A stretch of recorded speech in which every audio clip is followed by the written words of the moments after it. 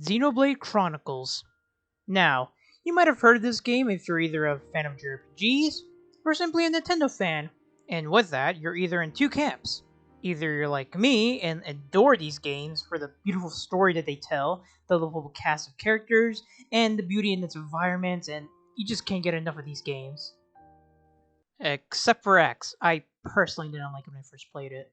Which is probably sacrilege to say, or you're in the side that absolutely dislike these games. Of course, there are those who are in the middle, but as always, it's always both ends that are the vocal majority. But within this camp of people that dislike the series, there's one group in particular that dislike it the most, I would say. That being Nintendo fans. Even though Xenoblade is a game released by Nintendo, not made by them, the hate for it felt like it came out of left field. Now, I know that Xenoblade isn't the only Nintendo game that they hate, with of course that also being Fire Emblem. Again, not made by Nintendo, but you know what I mean. And as much as I want to delve deep into why they're disliked by Nintendo fans, I'm only going to focus on Xenoblade today. Mainly because I love the series more, and because Xenoblade Chronicles 3 is coming out. Or is out when this video comes out. So, why not take advantage of the search algorithm? But that aside, to understand how things led to this, we first got to understand the history of the series and how it's become such a larger title within the Nintendo catalog, as well as the history of Monolith Soft itself. So, to do that, let's go all the way back to 1998.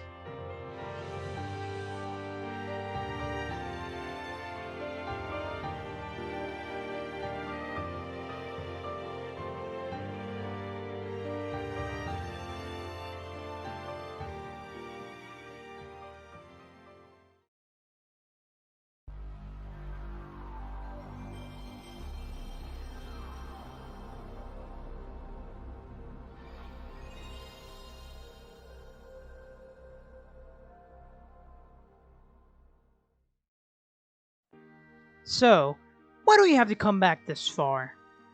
Well, that's because two of the founders of Monolith Soft, the developers of the Xenoblade series, helped create a game called Xenogears for the PlayStation 1. Under Squaresoft, which if you don't know is the studio that would merge with Enix to form Square Enix, director Tetsuya Takahashi and art director Yasuyuki Ahone brought this game to life and created what fans would dub the first in the Xeno franchise. When the game released in Japan and the West, it was met with critical acclaim, with publications and journalists giving it high reviews and calling it the RPG of the year. The game was so massively popular that fans were eager to get a sequel for it, and it seemed like a no-brainer to do so. I mean, this is Squaresoft, the studio who, after being saved by one game, led to them making constant sequels for it. No hate for Final Fantasy, I love the games, but you get what I mean. So, how did Squaresoft respond? Well, there were talks for a sequel to be made, until Square decided to cancel the project and put their money into Final Fantasy The Spirit Within. You know, the movie that has nothing to do with Final Fantasy, and the movie that bombed in the box office. Yeah, that one. Though it is funny looking back how actors were worried that they'd be replaced with CGI characters or virtual actors when now we have virtual idols like Hatsune Miku and VTubers. But let's get back on topic. Because Square was keenly focused on Final Fantasy and Tetsuya wanted to do more with Xenogears, he decided to leave Square. Though he wasn't alone on this, for another employee at Square, Hirohide Sugiura, was also frustrated at how they wouldn't give him as much creative freedom. So, with Tetsuya, they went to other studios and hoping to make more of what they wanted. They struggled at first until Namco was interested in them and made them a subsidiary. With things looking great, they also got Yasuyuki to join them, and thus Monolith Soft was born.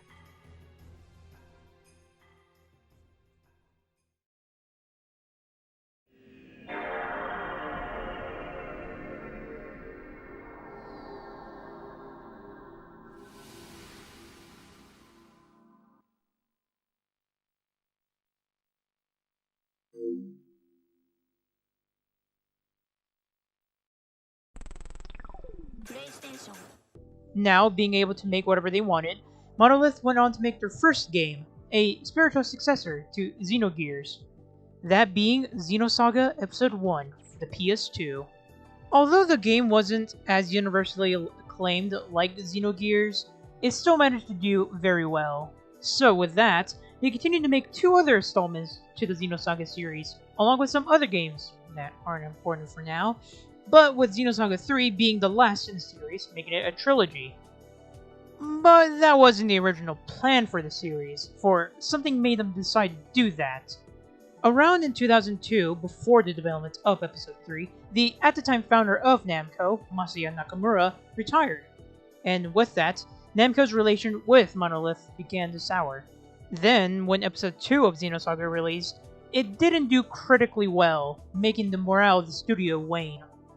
Then after that, Namco merged with Bandai to become Bandai Namco, and with this merge, the company wasn't willing to take risks anymore, which meant that Tatsuya was back again to how he started, where he was restricted on what he could make. This led him to change the plans for the Xenosaga games, from making it a hexalogy to just a trilogy. With things feeling back to how they were working under Square, Monolith were willing to do anything to get their creative freedom back.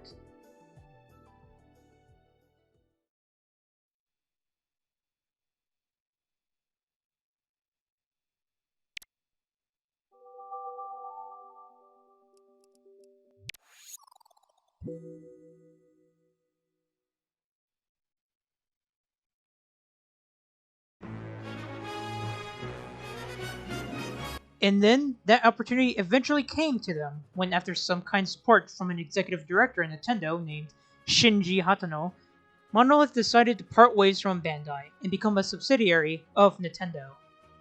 With this change, they were again able to have the freedom to make whatever they wanted, and this led them closer to the creation of a beloved series. But of course, it'd take some time before that game would be released. In their first few years at Nintendo, they worked on a few projects, but during that time, Takahashi was coming up with a concept for a game revolving around the corpses of two gods, with this image being that concept. Then, in 2007, development began for the game, and during it, the team's ambition for the game seemed to be on large scale, as it caused enough problems to make Takahashi want to cut down the game. But these worries were ignored by Nintendo's producer Hitoshi Yamagami, as he wanted to keep the project as is, which ultimately happened in the end.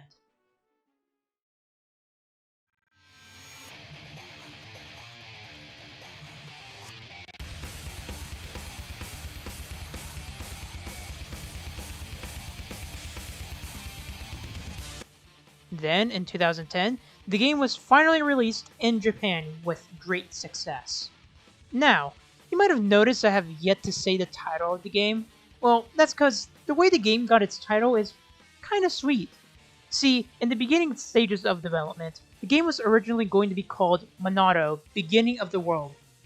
Then it was Satoru Iwata, the previous president of Nintendo, rest his soul, that stepped in and changed the title to its current one, Xenoblade Chronicles. The reasoning for the title change was because Iwata wanted to honor Takahashi's Xeno series, and for all the work he's put into Xenoblade, which kinda gives the title a bit more meaning to it. But the time eventually came for the game to be released, and so in June 2010, the game released in Japan for the Nintendo Wii, and with great reception. Monolith was back with another hit, and I'm sure the team were ecstatic about it. And now with the game being a hit in Japan, there's the thought of localizing the game to other regions. So, a year after its release in Japan, Nintendo announced that Xenoblade was going to be released in both Europe and Australia, which it did with it releasing a month apart from each other. With the EU in August 2011 and AU in September. Then when the game released in those regions, next question was, when the hell was North America getting the game? Since the game was basically already localized since it came out in the UK, surely the game would have come out sooner for America. But no comment was made by Nintendo of America. Xenoblade Chronicles was a critical success around the world, so it was just all the more confusing that they made no comment. And I should also mention that Xenoblade wasn't the only game that wasn't being localized, as two other games were also having the same treatment.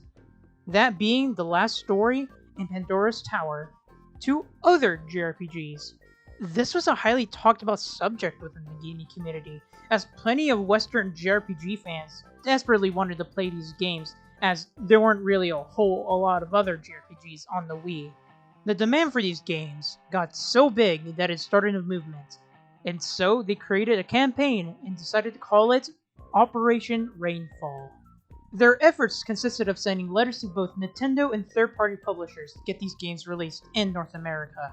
They also went on to make Xenoblade Chronicles the most pre-ordered game on Amazon, as the game had a placeholder on the website. This pre-order plan went so well that it was able to reach first, beating out Ocarina of Time 3D and a PS3 Black Ops bundle. With all of this outcry from fans who wanted to play these games, surely Nintendo would take the hint and release these games, right? Well, I'm sure you already know the ending to this story, but in April of 2012, Xenoblade finally released in North America, letting Americans finally enjoy this masterpiece of a game. Though, what about the other games? Well, although this video is mainly about Xenoblade, I guess I'll quickly tell you about the other two games. Well, the last story was picked up by Xseeds, and was then released in the West in 2012. Pandora's Tower will also be released by Xseeds and released in 2013. Well, there you go. If there's a game that you want to be released in your region, or to be ported on your system of choice, then follow what Operation Rainfall did and just harass publishers. If it worked for Xenoblade, then it should also work for you Persona fans. Oh wait. But yeah, Xenoblade had to fight tooth and nail to be released in America. If not for the internet and fans of JRPGs, I don't think we would have gotten Xenoblade in America. So, to see it finally released in America, and to receive all the recognition that it deserved, was such a nice thing to see. But, after its release on the Wii, we didn't see much on Xenoblade, until later in August of 2014, when Shulk was announced to be a playable fighter in Smash Bros. For Wii U and 3DS, or as fans dub it, Smash 4. Backslash!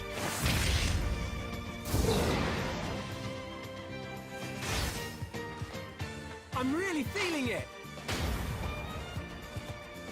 This announcement was a huge deal for Xenoblade fans, as it meant that there'd be more of a spotlight on the game, which also meant that it could make people interested enough to want to play Xenoblade.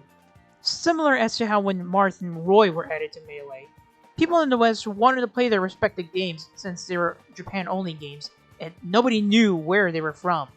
So again, this was a huge deal for Xenoblade. The only problem, however, was that the game was only playable on the Wii. While yes, you could have also played it on the Wii U, but come on, it's the Wii U we're talking about here. Nobody bought the Wii U except for huge diehard Nintendo fans. So that's why it came as a surprise when a year later after Smash 4's release, in April of 2015, Xenoblade Chronicles was going to be on the new Nintendo 3DS. This announcement came as a huge surprise, more on a technical level. The fact that the 3DS was able to play this huge, semi-open world game with no problem was just mind-boggling. This version of Xenoblade was going to be most Smash players' first time experiencing this game, as well as myself. This game was one of the sole reasons why I wanted to get a new 3DS. Well, that and because I owned a 2DS at the time, and I kinda wanted an upgrade. But this game was an added bonus for getting it. And although it probably isn't the best version of the game, especially now, it holds a place in my heart because of how it was the game that made me fall in love with this series. It was also very uniquely different from most JRPGs, as it didn't have that generic anime style for being an anime game. And you can't tell me that it isn't an anime game, because, I mean, come on. Which I think was a good thing, as I wasn't big on anime when I was in middle school, thinking that it was cringe to be a weeb, as everyone else on the internet had thought. How times have somewhat changed. But yeah, this version was what got me to love this series, and that's why I was so excited to hear that Xenoblade was going to get a sequel on the Wii U later that year, with that being Xenoblade Chronicles X.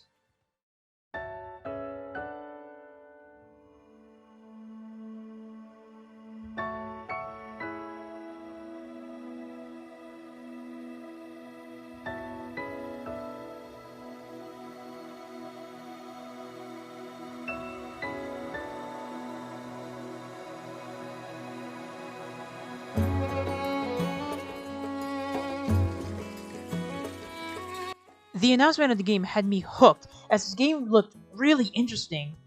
The game had more of a sci-fi theme to it, with it being focused on the fact that it took place on another planet, and there being rideable mechs called Skills. I wasn't into mechs at the time, but even then, being able to ride on a mech in a game still seemed like a cool thing to me. Another interesting thing about the game was that it was released in Japan first, around the same time as the 3DS port of Xenoblade Chronicles. Which I would say this was the dark time of when games would come out later in different regions, and first in Japan, which was incredibly dumb, especially when it came from a big first-party publisher like Nintendo. I know things like that still happen even now, but it wasn't as bad as it was back then.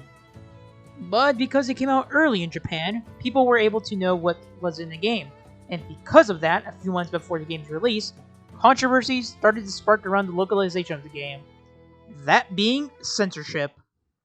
Ah yes, that big naughty word that Weebs and I don't like to hear in their anime games.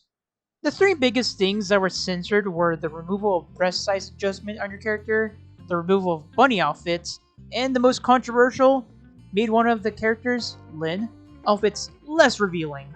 People were angry at Nintendo for censoring these, and demanded them that they release the game without these censors. And well, I did agree with that sentiment, because I also thought that censorship is bad, and still do think that. Looking back now, there is one thing that I would kinda agree that needed to be censored. Again, the most controversial one was Lyn's outfit redesign. The reasoning behind it was because the character was supposed to be 13, and of course, if you have a 13-year-old wearing revealing outfits, it would be really weird. And the people who were defending it to not be censored were, of course, labeled as creepy weirdos. I don't know if people threw around the P word as most people do now, but I would imagine that they did. But that was the only thing I would have agreed on that needed to be censored. The others, however, I would disagree with. The bunny outfits I feel like could have passed as long as they didn't give one to Lyn. And the breast sliders I thought were okay, cause I mean, Xenoblade I don't think wasn't the first to do that. But they were mainly censored because at the time, Nintendo still wanted to keep that family-friendly image. I mean, they still kinda tried to, but it was kinda different back then. But it eventually released in the West in December 2015, with positive reception with people loving it. As for me, however, I didn't like the game.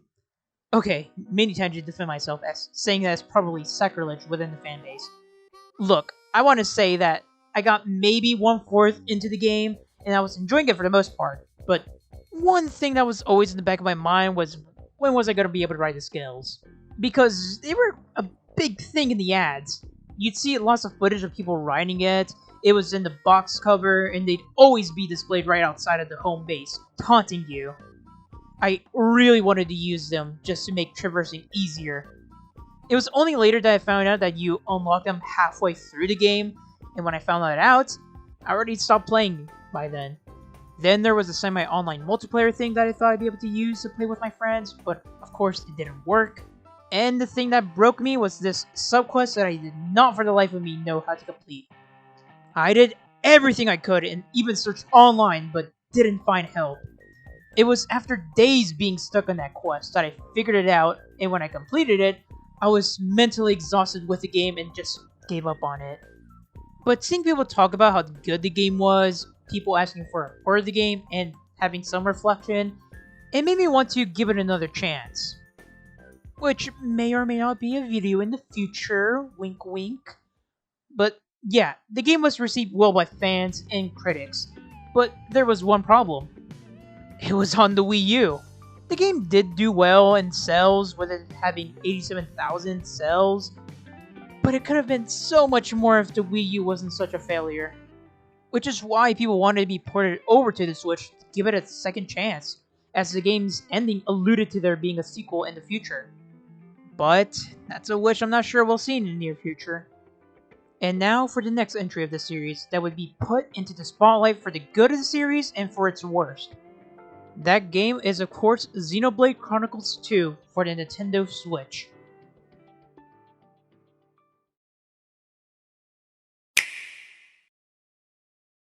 But before we jump straight into the game, it also needs to be talked about with the Switch for a second. The Nintendo Switch was meant to be a revival of Nintendo's image after the laughable failure that was the Wii U. But not only was it about the Switch, but the games that would also be released for it, with many that were shown to be released that same year as its launch. And one of those games happened to come from Monolith Soft. And what was their reveal?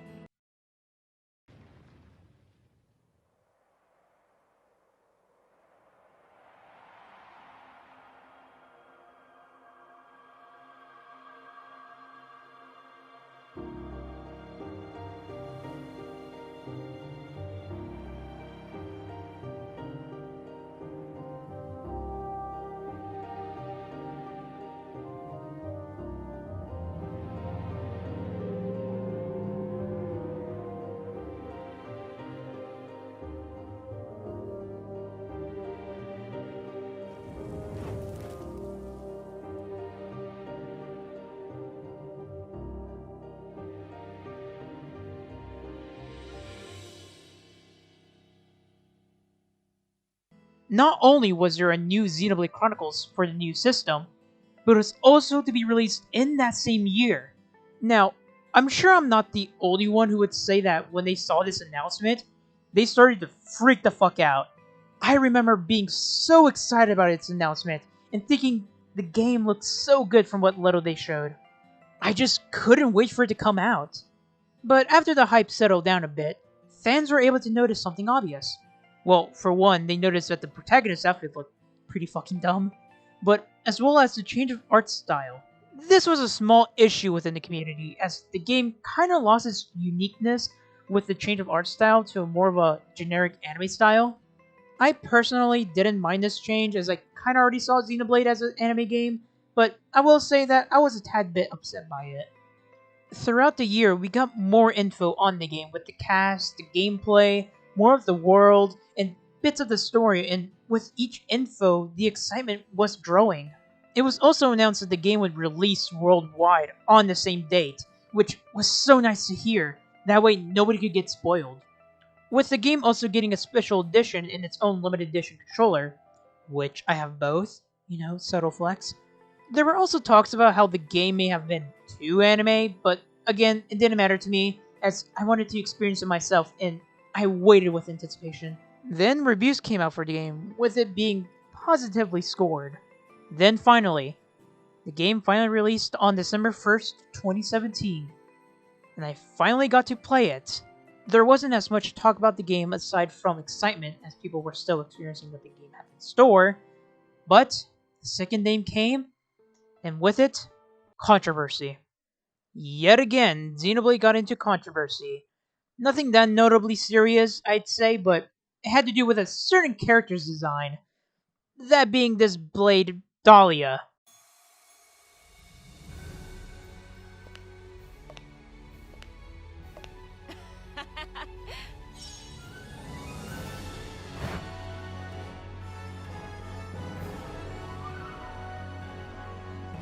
The name's Dahlia. Allow me to make your life as enchanting as possible.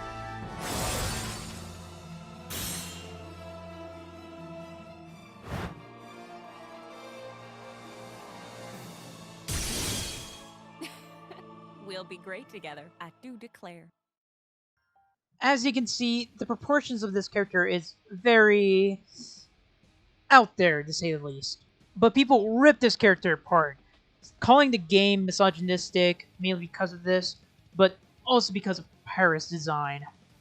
Which, yes, I do think that Dahlia's design is kind of weird, but, come on. It's a fucking anime game in an unrealistic world. I feel like people wanted to rip this game apart because it was an anime game.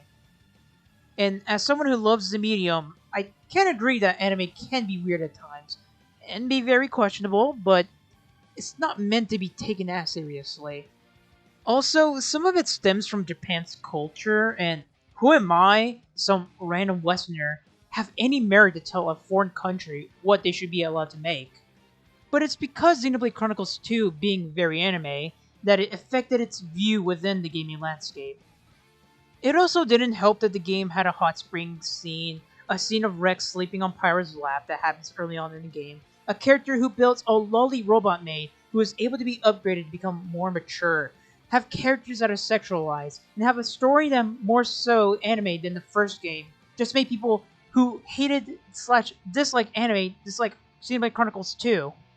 And just from a gaming perspective, it had many flaws, from the bad navigation compass, the mediocre VA with Rex being the most mocked, tutorials that never end until the last couple of hours of the game, combat not being explained well, poor frame rates at some location, the story having to take 30 hours in to start getting good, and the in-game gacha system where you roll for rare blades, which is the most stupidest thing ever to be added in a single-player game.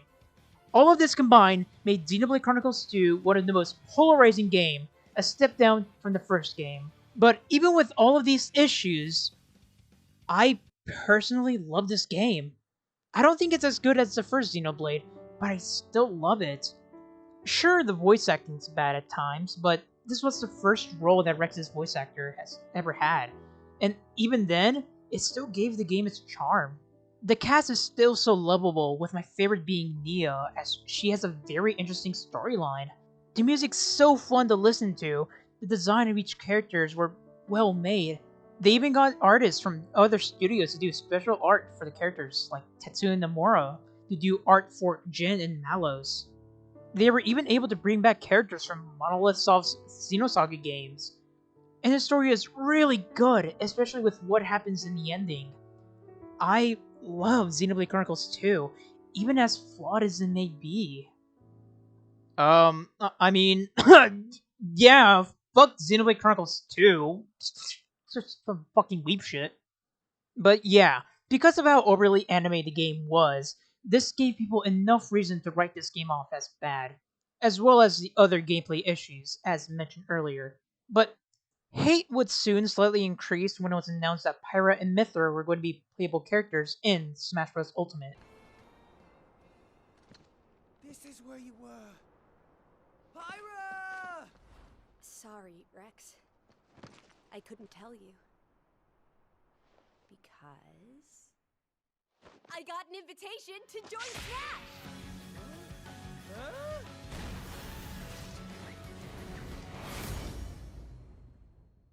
People seethed with anger at their announcement, while I sat with joy, not only for their inclusion, but as well as the entertainment of seeing people get angry because of their inclusion. Now, why were people upset? Well, there's three reasons. One being that these characters are from a game that people didn't play, were being included, and because they were anime characters. Now, the third reason I have to kind of explain if you don't know. See, there's been a recent trend that people kind of noticed in Smash 4, but saw it drastically in Ultimate. That being the inclusion of a lot of sword fighters.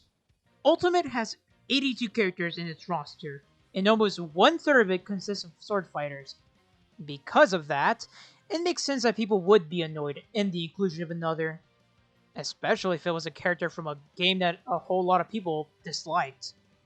So I feel like this also added onto the hate for Xenoblade. But now we finally reached the present, with Xenoblade Chronicles 3 over the horizon, coming out soon. At the time of writing this, at least. It recently had its own direct, with which people on Twitter complained how the game was being focused on way too much, when there hasn't been much announced aside from Splatoon 3 releasing later this year and Pokemon Arceus having come out at the beginning of the year. Come back to this if something else huge also gets announced, and you can say that this was poorly aged.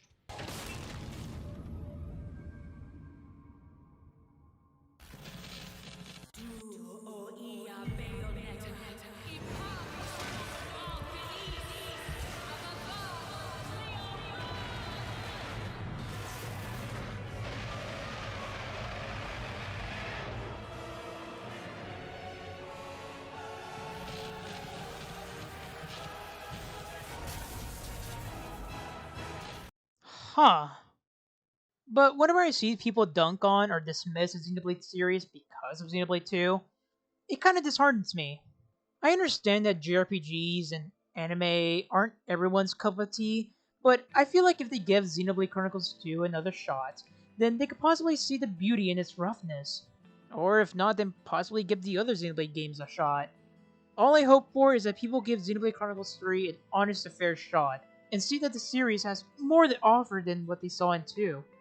And from telling you about Monolith's history, I hope that you can see that the people in that studio worked their asses off to get to where they are by doing what they wanted to do, instead of working on sequels of a series they have no passion in. I know I left out some stuff between Xenoblade 2 and 3's release, but there wasn't much to mention other than the first Xenoblade's art redesign to the newer enemy style, which upset some people. I was working on another video before this, but after the Direct's announcement and the hate that it was getting, it made me interested as to why that was, and it kind of explained the game and the studio's history, and possibly figure out why it's hated. But again, the purpose of this video was just to kind of explain the hate around Xenoblade, and hope that people at least either give the series another shot, or try it, or at least give Monolith Soft some respect. So with that, I cannot wait for the release of Xenoblade Chronicles 3, especially after getting the limited edition through the hell that was Nintendo's website. And hopefully I won't have to wait on it for long when this video releases. And so with that, I'll see you next time.